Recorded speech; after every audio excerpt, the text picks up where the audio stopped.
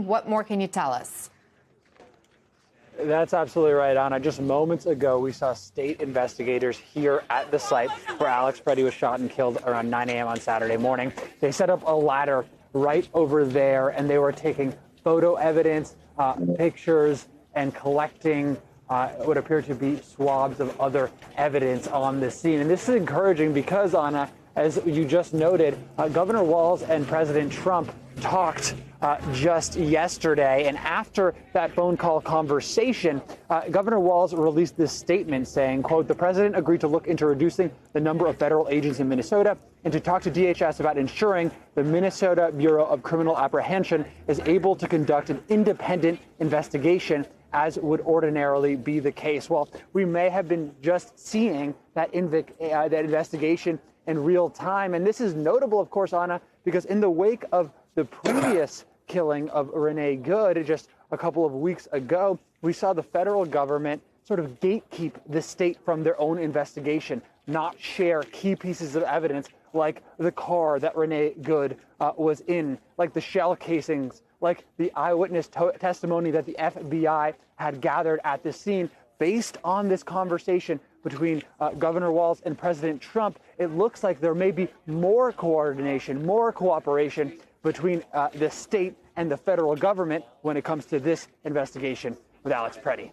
Anna? And Alex, I know there is a rally set for later today celebrating Greg Bovino's departure and this plan to move out some of the federal agents. Homan meets today with the mayor. Does the community feel like this is a turning point toward de-escalation?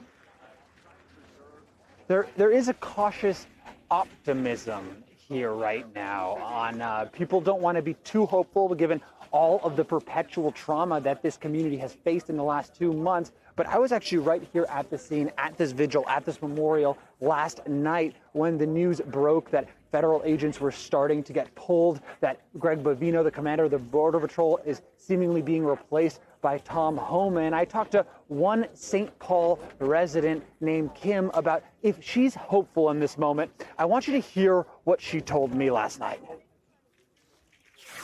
I hope they do, but with the history of what we've seen and the fact that they've searched so many different types of people here, am I optimistic? Not particularly. Am I hopeful? I have some hope. I guess I'll believe it when I see it. It would be great. I hope it's going to this will happen, but really some is a good start, but all is really what we need. And you can hear the hesitation in those voices.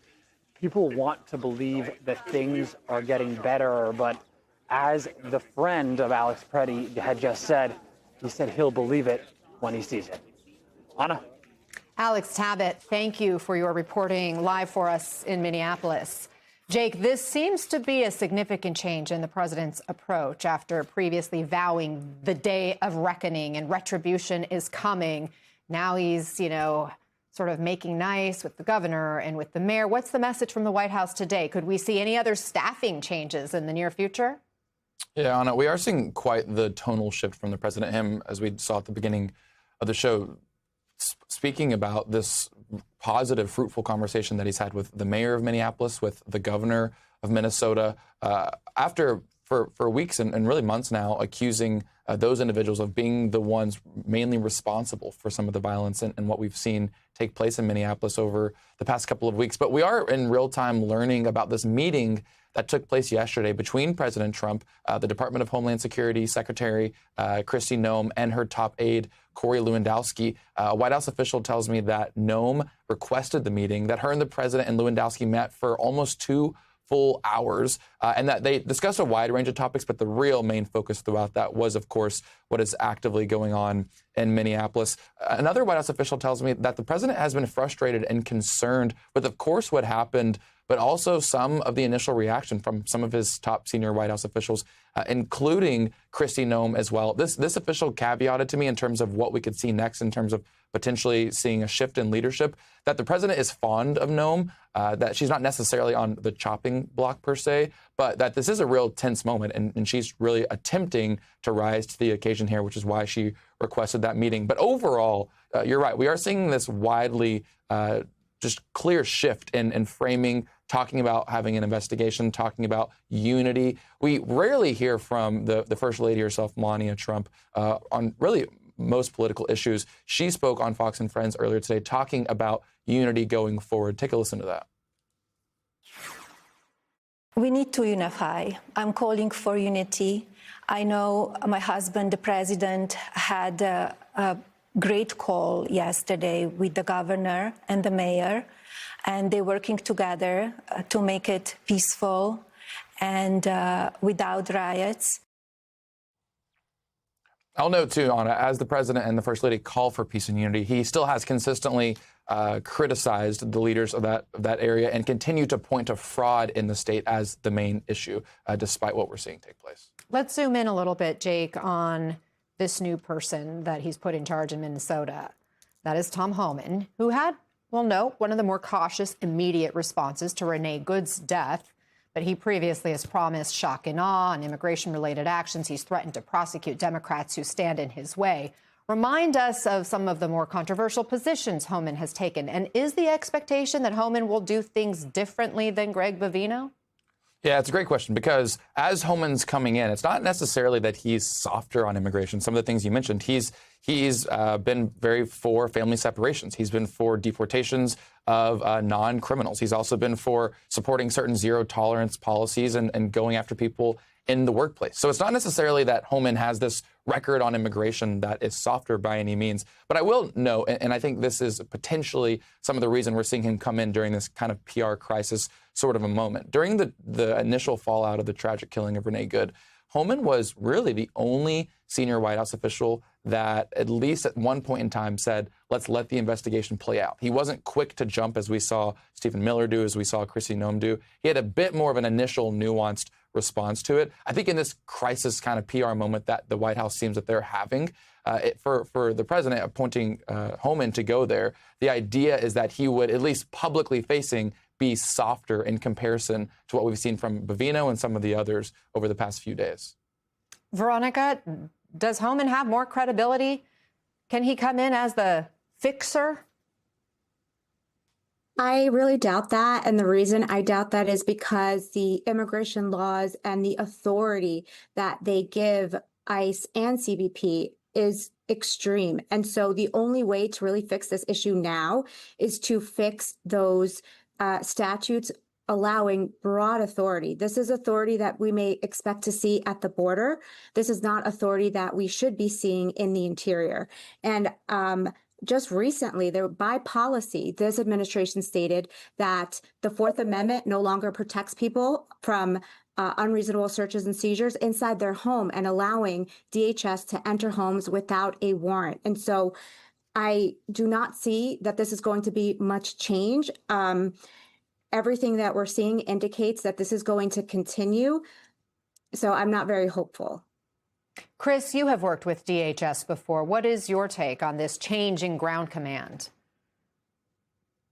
Well, I think you've highlighted it. That, there's a little bit of an American crisis here if the solution that brings people a relief is sending Tom Homan in, somebody who still hasn't answered where the money that he took from an FBI undercover went.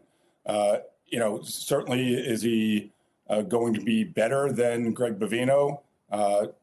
Perhaps, but I think the damage has already been done. And listen, the crisis was created through rhetoric from the administration across the board that there was an immediacy to get surge troops out there, and Minneapolis was lawless. I will tell you, Minnesota as a whole is one of the nicest, safest places in the United States, and the partnerships traditionally between federal and local law enforcement are exceptional. When I spent a few years out there, my partner on the Joint Terrorism Task Force was a Minneapolis police detective.